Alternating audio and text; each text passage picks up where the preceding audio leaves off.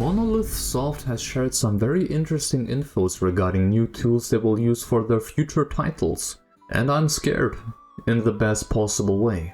Originally, I wanted to make a simple, quick community post where I share the info with you, but I also saw that no one else has made a video on this topic yet, so here I am.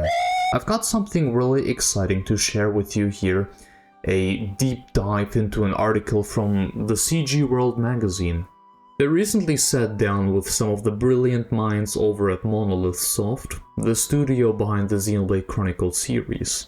The article is in Japanese, by the way, so please take things with a tiny grain of salt from my side. It is titled something along the lines of Monolith Software evolving with Houdini's procedural technology and OpenUSD. Hear about the forefront of research and development and the type of human resources they are looking for, where they're going over how they will continue to create those breathtakingly vast and detailed worlds.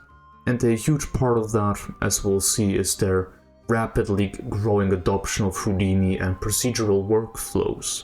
CGWORLD spoke with three core members: Hirose-san, a technical artist from their research and development department; Akizuki-san, the chief map designer who was also a lead designer on Bloodborne's world, just mentioning that; and Shibahara-san, a programmer who works on tools and pipelines. These folks have been with the company for around 6 to 7 years now, joined in during the development of Xenoblade 3. So let's break down what they discussed. First off, why the big push into Houdini and proceduralism? Well, Akizuki-san, the chief map designer, laid it out pretty clearly. Monolith Soft games are synonymous with huge, explorable environments, and the sheer number of assets needed to populate these worlds has just exploded. He mentioned that a while back they might have been manually managing, say, 1,000 or 2,000 assets, which are manageable, right? But now they're dealing with asset counts in the ballpark of 100,000 pieces. Imagine trying to place all of that by hand. Akizuki-san admitted that traditional manual methods were hitting their limits, both in terms of cost and schedule. So, by embracing procedural generation, they can automate a lot of the heavy lifting. This frees up their incredibly talented artists and designers to focus on the truly creative aspect, the visual touches, the core gameplay design, rather than getting bogged down in repetitive tasks. While they've been building their Houdini knowledge for a while now, Xenoblade 3 was their first major practical implementation of these procedural asset placement systems. Hirose-san, the TA, also chimed in, highlighting Houdini's flexibility. He pointed out that Monolith Soft and their games often feature incredibly unique and fantastical terrain. Think floating islands, colossal organic structures, things that aren't just simply height fields. Houdini, with its node-based power, excels at handling these kinds of complex, bespoke geometries, allowing them to apply procedural techniques even to these really out-there kinda alien designs. Topic number 2. Procedural and advanced automation. So, what are they actually doing with Houdini?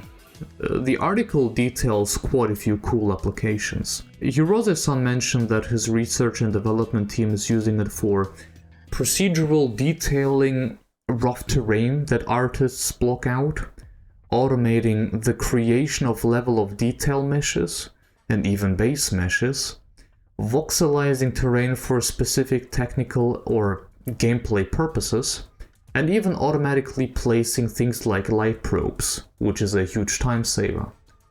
I'll just mention, I know enough about this topic to at least understand what they mean by these magical words, since I started putting some time into Unreal Engine in my spare time. But in a nutshell, I think this comparison picture shows you how powerful this tool really is. The landscape on top is handcrafted, the one on the bottom was created with the help of these tools, and there's more pictures to come. And the difference is more than noticeable, and we'll go over some other new tools, but this saves a lot of time. while also giving you some better looking results in the process. The next game will really show the capabilities of the Switch 2 for the first time. The system is also DLSS capable, so you know that Monolith Soft will surely make use of that AI upscaler in some way or form, but let us continue.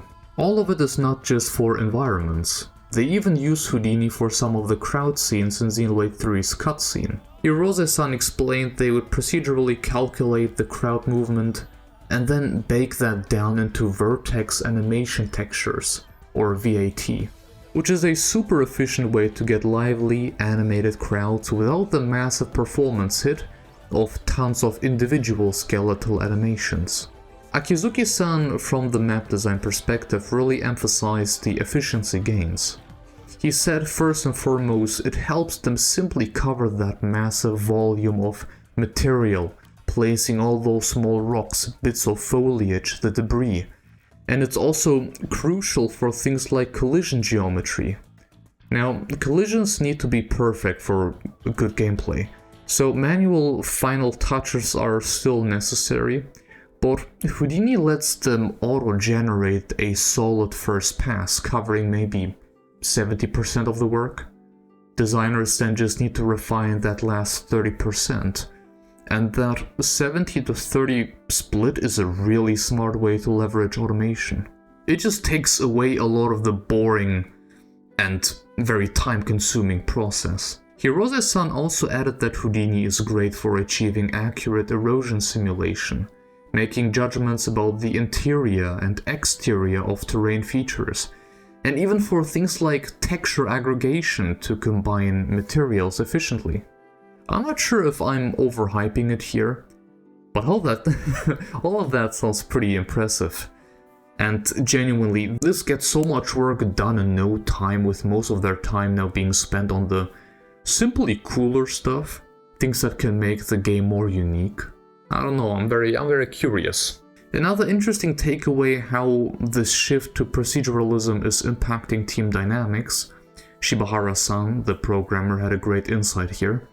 He said that by establishing a solid procedural foundation with Houdini, designers and technical artists can now explore and implement new ideas, without always needing a programmer to build a custom tool for every little thing. Honestly, think about that.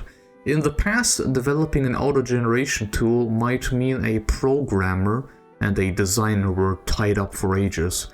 Now with Houdini's framework, TAs and designers can collaborate directly, iterate faster, and experiment more freely. This in turn frees up programmers like Shibahara-san to focus on other critical improvements to the overall development environment. It just gives everyone more options. Akizuki-san added that this has also created a space for designers who have strong technical skills to really shine and contribute in new ways.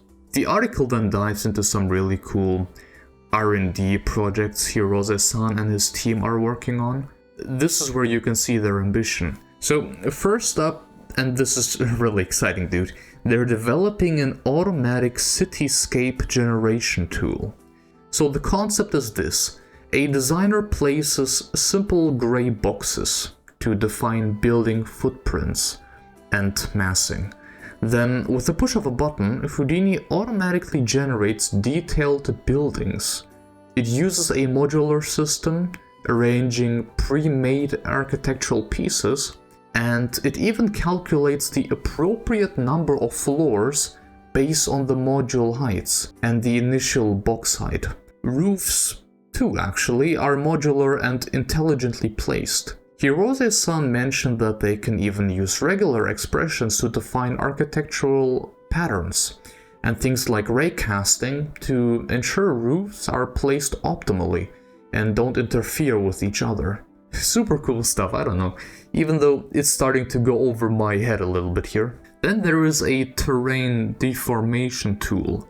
Artists create a base, sometimes flat, mesh for the ground.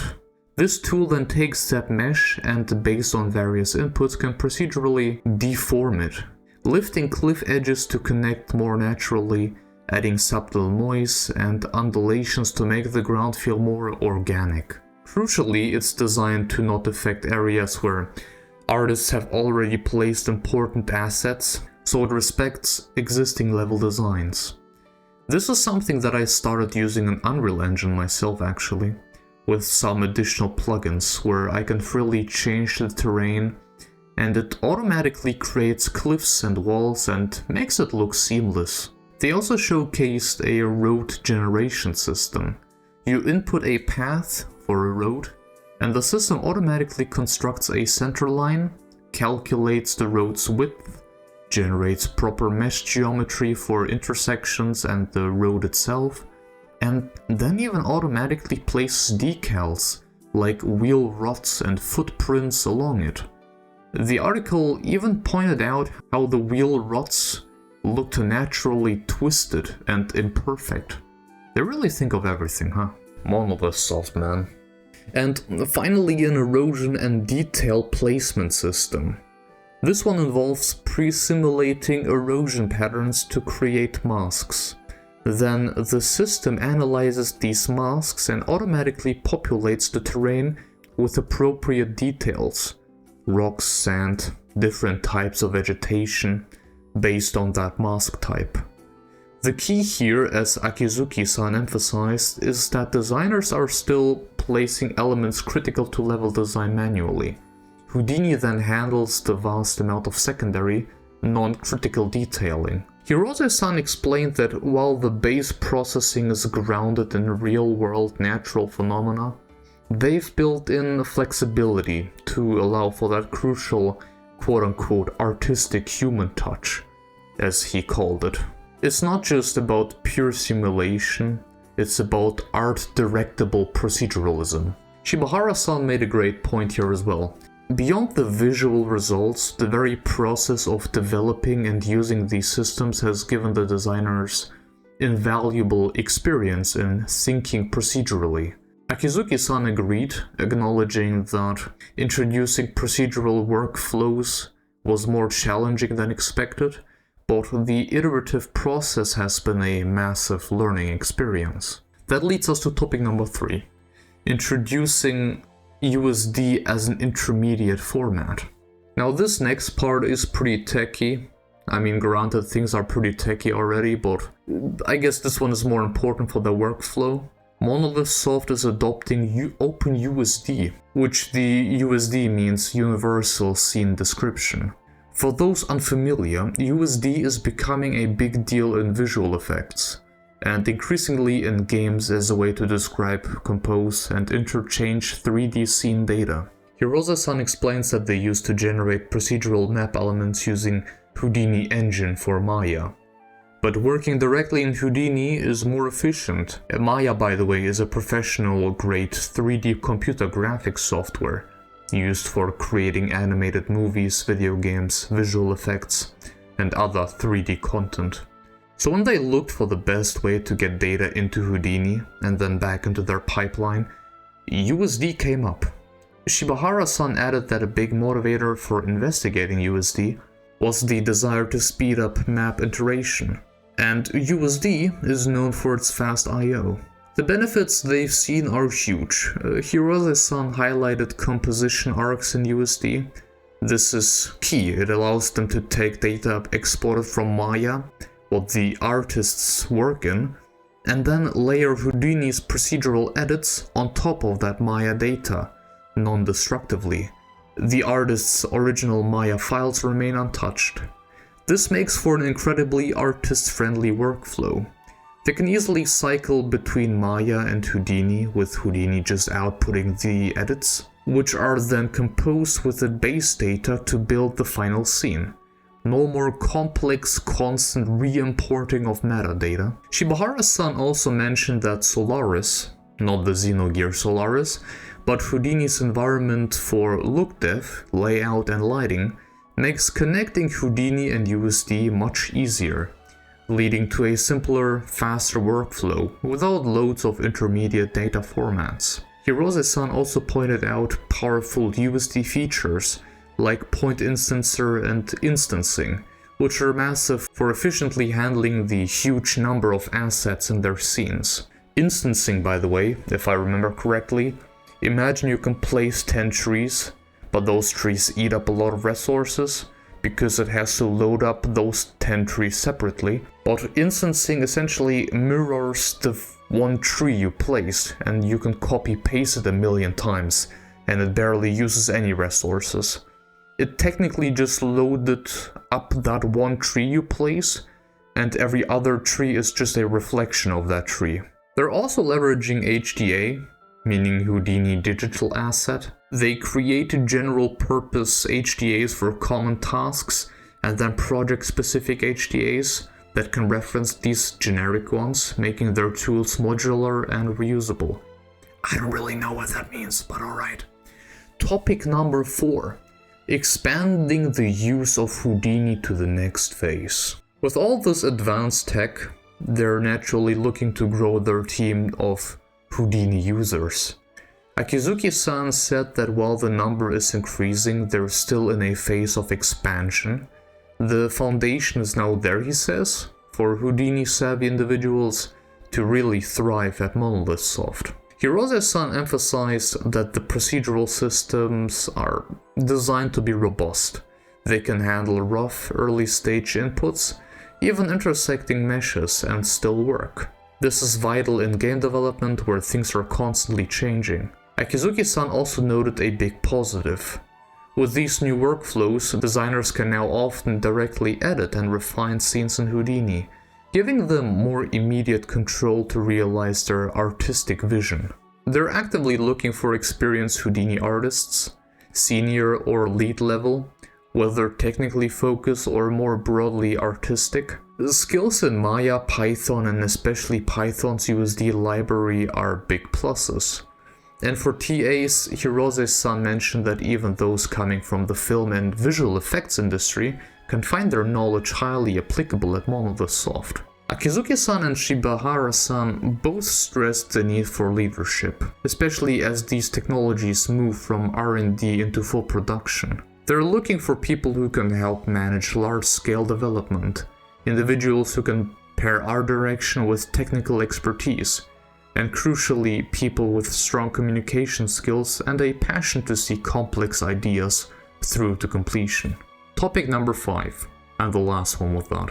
Characterized by a communication structure that transcends the boundaries of department. This brings us to company culture. Despite research and development, designers and programmers sometimes being in different organizational structures, communication sounds incredibly strong here. Hirose-san mentioned he communicates closely with all of the project teams. Akizuki-san said he rarely even feels like there are organizational barriers, because everyone is working towards the same goal. Shibahara-san often acts as that communication bridge, helping designers and TAs articulate their technical needs. Akizuki-san described a successful model they often use. A designer comes up with an idea, or a goal, and then a TA figures out the best way to achieve it, often by introducing new technologies. This approach has apparently been very effective. He also described Monolith Soft's culture as being quote-unquote very about something, but also tight, meaning they practice building consensus, documenting processes, and then moving forward decisively. Shibahara-san added that it's very much a bottom-up company. Management trusts the autonomy of the teams on the ground and tries to absorb their opinions. He believes that in today's industry, the quality of a game is directly linked to how much individual ingenuity can be incorporated, and Monolith Soft seems to be excelling at fostering that. So what's next for Monolith Soft? Akizuki-san wants to continue developing their strength, but really focus on pushing procedural technology to the next phase, aiming for results that make players think, wow, Monolith Soft has taken another huge leap. In the short term, it's about firmly integrating all this procedural R&D into their actual game titles. Hirose-san, with the foundational groundwork now laid, wants to introduce these techniques more widely. He's looking to grow the team to tackle new procedural challenges and achieve even more with their accumulated knowledge. And Shibahara-san hopes to create systems that allow them to take on fresh, exciting challenges that will ultimately delight players. He acknowledged that sometimes procedural development can get overwhelming, so he's aiming for a future where they can realize new and interesting things with plenty of time and resources to spare. And that's the gist of the CGWORLD article. I do think it's a fascinating look into how a studio like Monolith Soft is tackling the challenge of creating their massive worlds, and especially nowadays with more detail and higher quality and just more work being put into them. And their use of Houdini USD and them having this collaborative bottom-up culture is clearly paving the way for some incredible next-level experiences. It really makes you even more excited for whatever they're cooking up next, huh? Let me know in the comments what you found most interesting, or if you have any questions about these technologies, because let me tell you, I probably won't have an answer to that. In any case though, I thank you all very much for watching, and I'll see you all in the next video. Have a good one, folks. Goodbye.